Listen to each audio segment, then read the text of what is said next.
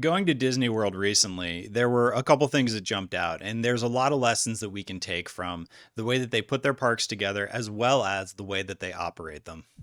The facilities themselves are remarkable. They're these wonderland sort of fantasy worlds that are put together in very specific ways that I'm going to talk about.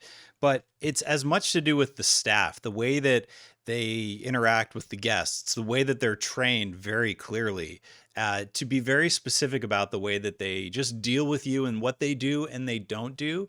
It strikes me that if you're not with the program, you're probably not going to make it there very long. Speaking with friends and clients that I work with, it's interesting too how much everybody's aware that the way that Disney does things is a very specific thing and a very sort of secret sauce about how they put things together, both from the facility and from the operational point of view. And that's what I'm going to uncover a little bit with you right now today. We talk right now about user experience or UX, and people talk about this related to buildings, they talk about it related to software, but there are a lot of lessons that we can learn from Disney because they were really doing this at a very specifically intentional level.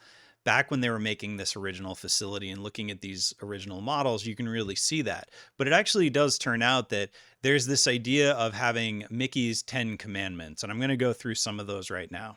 So, this idea that you're wearing your guest shoes, these 10 commandments go across all of the Disney products, from the facilities themselves to the way that they help people to the way that they make their movies. And just to point out a few of them. So, number two, wear your guest shoes. Imagine moving through the facilities and imagine how you're actually guiding people through things and giving them what they need when they need it. And this works off of point number four as well, which is the use of visual magnets. So you can always see the thing that you're trying to go to. And that actually speaks to point five as well, which is communicating with visual literacy. So the way that they are communicating with you spatially and visually also leads to point six, which is don't overload people. So sequencing things so that people can see the next thing and move through, avoiding contradictions, point number eight, so that you're not overly confused. You're just sort of moving through from the next thing to the next thing, creating these moments of discovery as well as always kind of knowing where you're going to go. And that really does show up when you're looking at these old photos of the giant models they were building back when they were coming up with Disney World, or even when you're there now, you can see these models that are still on display, which are pretty amazing, and even the original sketches. And one of the cool things about sketches like this that you can see are the way that they actually are using very old style city planning ideas. Even this idea of visual connectivity. This was very Greek in the way that you could see different parts of the city, different buildings up on the hilltop. Or in Rome, the way that there were these, axes and plazas.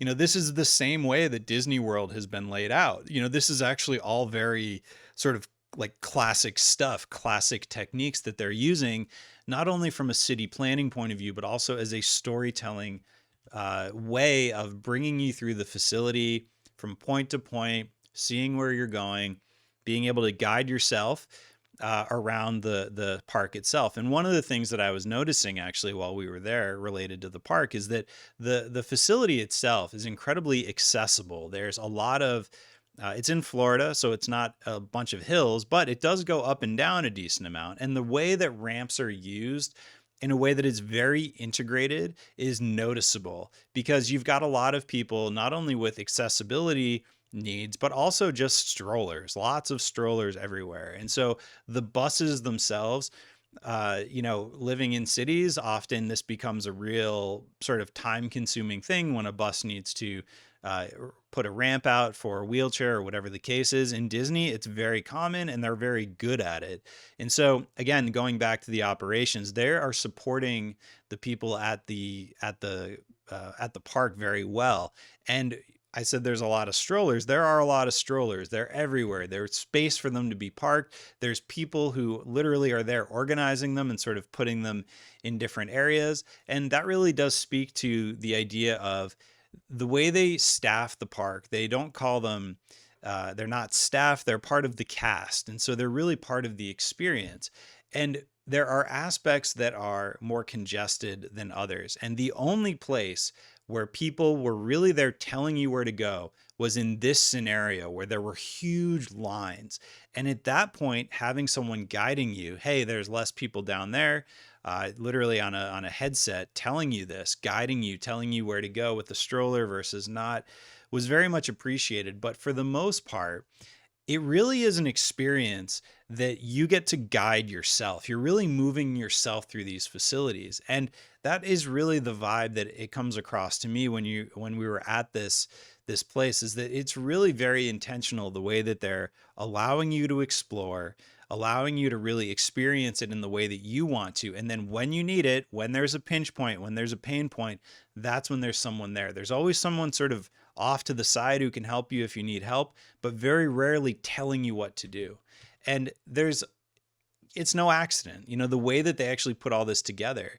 This is what people do for a living. I know some of these people. This is literally what they do is learning how, and they'll teach you this at their campus. And so the way that they put these projects together, it's very intentional. It's intentional from a planning point of view. It's intentional from an operations point of view.